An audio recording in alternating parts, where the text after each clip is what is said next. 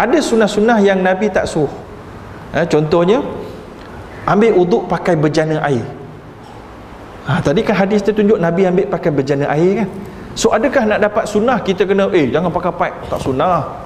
Kita kena ada bejana air, tapi tak ada bejana di sini, tak sunnah surau ni kan. Macam mana? Ini kena faham. Pakai bejana air tu dia adalah satu hadis yang mengikut situasi. Dia sunnah ghairu tashri'iyah. So kita tak pakai dalam bejana atau kita pakai, tak ada masalah. Sama je macam saya pakai jubah, pakai serban, adalah sunnah ghairu tashri'iyah. Sunnah ghairu tashri'iyah ni nak tahu dia mudah dia. Sunnah yang Nabi buat pada zaman dia, dan orang-orang bukan Islam pun buat juga, dan dia bukan benda yang Nabi sebut secara spesifik boleh hampir kepada Allah.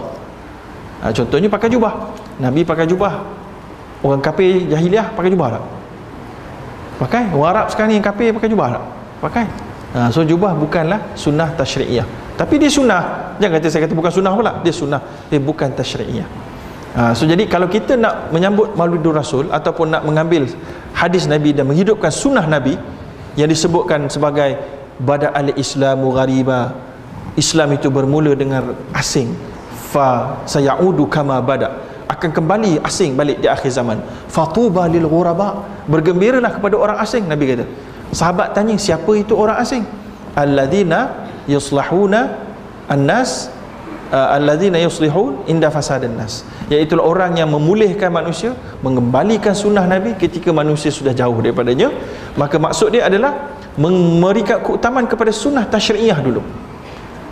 So jadi kita ni tuan-tuan kena belajar mana satu sunnah yang berat ranking dia sebelum kita sibuk-sibuk buat sunnah yang ringan-ringan ranking dia.